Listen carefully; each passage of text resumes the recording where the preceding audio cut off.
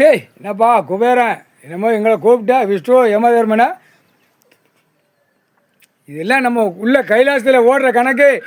மானிட பிறவி தமிழ்நாட்டுக்கார கேடுகட்ட உயிமனுங்க கொக்கரிக்கணும். வீட்டில் பொண்டாட்டி காலுக்கு மேலே போட்டு ஃபுல்லாக மகமாறு பேரம் பேத்திகளை காலு மேலே அப்படி போட்டு முத்தம் கொடுத்து அவனுடைய முத்தம் கொடுத்து தான் பார்க்கணும்.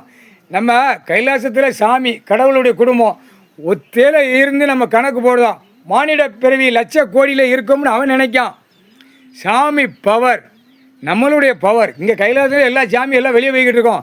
அகம்பாதி சேட்டை அநியாய சேட்டை பண்ணால் என்ன வீல் சக்கரம் போட்டிருக்கோமா? என்ன காரணம்? அதை நினச்சிக்கிட்டே தான் போவான். எவனை அடிக்கணும், எவனை கடிக்கணும், எவனை பிடுங்கணும், இப்படி தான் போவான் அந்த வீல் சக்கரம் டயரில். அப்போ அந்த டயரில் சரி விட்டாச்சுன்னா அவ்வளோ முடிஞ்சு வச்சா கை கால் பூரா ஒடிஞ்சி அவன் வீட்டில் சொத்து சோகம் பூரா அந்த ஒடிஞ்சதில் போயிடும். பின்னாடி பிளேட்டு முன்னாடி பிளேட்டு எங்கெங்கே பிளேட் வைக்கிற கணக்கு நம்ம வரும். பிளேட் வைக்கணும்ப்பா. அகம்பாதி சேட்டை அநியாய சேட்டை என்னமோ ஒன்று கேட்டேன். இப்போ இதில் பத்திரம் போட்டோம் பூரா மாறி மாறி விற்கிறதுக்கு தான்ப்பா பார்க்கான். விற்க ஓட ஆட பாட இப்போ விற்பான் வாங்குவான். ஐயோ நம்ம இடத்துல போய் வாங்கிட்டோம்னு மறுபடியும் அவன் விற்க நினைப்பான். ஐயோ உட்காந்துருக்காரு அப்படின்னு. இப்போ ஏற்கனவே ஒருத்தன் வாங்கியிருக்கான், அழகாக வாங்கியிருக்கான். வாங்கி அப்படியே அந்த வாங்கின அவன்கிட்ட லட்ச கோடி அவன் வாங்கி 2 பேர் சேர்ந்து வாங்கினதை பாரு. அது சந்தோஷமாக கூவுது. அடிபட போகிறான்னு அது சொல்லுது. பறவைகள் சொல்லுது அவன் அடிபட போகிறான். அவர் ஏற்கனவே கடவுள் உட்காந்துக்கிட்டே இருப்பார். இன்னும் இதில் என்ன கணக்கு வரணும், இதில் என்ன கணக்கு எடுக்கணும், இந்த அரசு ஆட்சியை கணக்கை முடிக்கணும், அரசு ஆட்சியில் என்னென்ன நடந்திருக்கு, இதில் என்ன விவரங்கள் ஓடி இருக்குது, இதுக்கு எடுக்கக்கூடியவன் இப்போ வருவான். இந்த கணக்கு எடுக்கக்கூடியது வருவான். அது நியமிப்பார் கடவுள். நியமிக்கையில் தான் பயங்கர சிக்கல் வரும். புரியுதா இல்லையா? தமிழ்நாட்டில் தமிழ் வார்த்தை பேசுகிறவன் அழித்து வச்சவன் சிவன் குடும்பத்தை, எங்கள் அண்ணன் குடும்பத்தை அழித்து வச்சவன். இந்த செம்மத்தில் மானிட பிறவி வச்சு தான் கணக்கு எடுப்பான் கடவுள். எடுத்து அவனை வச்சு தான் கணக்கை முடிப்பான் கடவுள். கடவுளுடைய கட்டளை. கொட்டு மேலே அடிக்கான்ப்பா. நல்லா கழுத்தில் கொட்டு ஒரு 2 கொட்டு வாங்கியிருக்கான். சுவை சம்பாத்தி எழுதுனே கொட்டி அடிக்கான். அது அவன் மகன்காரன் அதுக்கு மேலே கொட்டி அடிக்கான். அவன் பொண்டாட்டி அதுக்கு மேலே கொட்டி அடிக்கான். ராஜபாளையம் பூரா தெற்கு பாளையம் ராஜபாளையத்தில் போய் இவங்க ஜோடியாக போய் கொட்டு மேலே அடிக்காங்க. நான் இந்த இடத்தை விற்று விட்டேன், நான் இந்த இடத்தை வாங்கி விட்டேன், கொட்டு மேலே அடித்து எல்லாத்தையும் சொல்லிட்டு போனான். அதில் சில பேர் என்ன சொல்லுதான், இல்லே கேடுகட்ட வேலை புடி நீதிமன்றத்தில் இருக்குது. இப்போ ஈஸ்வரன் அங்கே உட்காந்து ஐயாவுக்கு பூஜை கொண்ட அவனுக்கு இந்த சம்மந்தமே கிடையாது. புடி எங்கே இருக்குது? நீதிமன்றம் கோர்ட்டில் உட்காந்துருக்காரு ஐயா. இந்த இடத்துக்கு சம்மந்தப்பட்டது அங்கே ஐயா உட்காந்துருக்காரு, கோர்ட்டில் உட்காந்துருக்காரு. அவன் என்னமோ ஐயாவுக்கு பூஜை பண்ணுவான், அவன் அம்மாவை குளிப்பாட்டுவான், எல்லாத்துக்கும் வச்சு அவன் மேலே நின்று கணக்கு போட்டு போயிருந்தான். கடவுளுடைய பையன் அவன். எனக்கு தெரியாது உதவிட்டான். அது கடவுள்கிட்ட சொல்லுதான் அவன் அப்பன்ட்டு அதான் சொல் எல்லாருமே தெரியும். கடவுள்கிட்டே பேருதான், அம்மாட்டே பேருதான், எனக்கு தெரியாது உங்கள் பாடு அப்படின்ட்டு போயிடுவான்.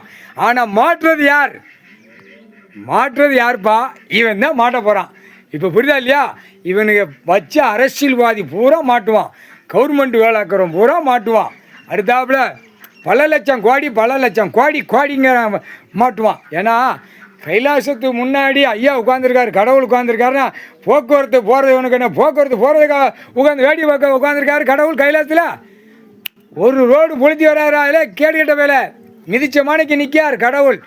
ஆனால் நீ போட்ட கோடில் கணக்கை முடிச்சுருவோம். நாங்கள் போட்டு ரோடு போட்டியா நாங்கள் வலிச்சால ரோடு கோடு டேப்பை பிடிச்சி அளந்தே போட்டியிலடா கவர்மெண்ட் வளர்க்குற பொழுத்திய அதில் மிதித்து நிற்கான் கடவுள். டெல்லி வரைக்கும் ஓத்தாளுக்க. இதிலேருந்து கணக்கு அடிக்க டெல்லி வரைக்கும் சோழி முடிஞ்சு போவோம். ஒரு மிதி தான் கேடுகட்ட வைகளா. இல்லை எப்படிடா கிராம அதிகாரி தலையார் எப்படிடா பத்திரம் போடுறது கையெழுத்து போட்டு கொடுத்தியடா? இல்லை கேடுகட்ட குடிமக்களா? கவர்மெண்ட் வளர்க்குறான் வென்றுலாம் சேத்துல ஒரு பேர் இருக்க மாட்டான்டா. இல்லை 8 7 ஓலச்சோடு கணக்கு இருக்குது. வென்று சேத்தூரில் பத்திரம் போட்டவன் சார்பாளர் வென்று புரோக்கரு உங்களை வச்சு தான் ஏற்கனவே கணக்குள்ளே போட்டிருக்கு. வென்றை வச்சு அடிக்க புரோக்கரை புறம் தூக்கலாம். வென்று அடிக்க பல லட்சம் கோடி உள்ளவனை புறம் தூக்கலாம். அரசியல்வாதி பல லட்சம் கோடி எல்லாவனையும் தூக்கலாம். வென்று அடிக்க பூரா கெட்டட மாளிகை போட்ட பூரா தூக்கலாம். வென்றில் அடிக்க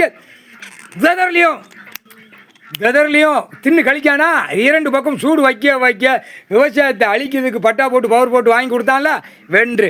அதுக்கப்புறம் சார்பாளர் உள்ளே வரும். சார்பாளர் உள்ள வரையில் அடி ஆணுக்கு பெண்ணுக்கும் தரு மடி விழும். போட்டாச்சுடா கணக்கு. அவ்வளோ ஆசையில் கொட்டு மேலே அடிக்காண்டாயிலே. இடம் வாங்கி பத்திரம் போட்டவன் நல்லா கேட்டுக்கோடா. நீ பணம் கட்டி பத்திரம் போட்டு ஆன்லைனில் பெஞ்சிட்ட. அவன் அதான் அரசு ஆன்லைனில் போட்டானா? ஆன்லைனில் போடக்கூடாதுடா. பத்திரம் கேஸ் நடக்கு ஆன்லைனில். எல்லாத்துக்கும் எல்லாம் கேஸு உள்ள இடத்துக்கு சம்மந்தப்பட்ட கணக்கு நீதிமன்ற கோர்ட்டில் வழக்காடுது. ஆன்லைனில் அவனாட்டு போட்டு போய்கிட்டு இருப்பான்டா. உனக்கு எப்படி அறிவு வந்துச்சு? தாவேக்கு ஆட்சி தமிழ்நாடு சென்னை மெட்ராஸில் அதான் இந்த பார்த்தியா ஆன்லைனில் போட்டு ஆன்லைனில் தட்டிட்டானா? கேஸ் நடக்குடா. இந்த இடத்துக்கு கேஸ் நடக்கு. இப்போ தான் மேப்பு உள்ளே போவோம். மேப்பு உள்ளே போனோடனே ஆஹா ஆன்லைனில் போட்டோம் கேஸ் நடக்கு, இப்போ நம்ம மாட்டிக்கிட்டோம்னு இதான் கணக்கு வரும். அப்படி தாண்டா மாட்டி தூக்கக்கூடியது கடவுள். கடவுளால் தாண்டா முடியும். முட்டாப்பே கேடு கட்ட வேலை போட்டாச்சுடா கணக்கு. இப்போ மூளை திரிப்பான். இப்போ இதில் காவு நடுப்பகுதியில் காவு இறங்கிருச்சு. மூளை திரிக்காமல் பொத்தி போ.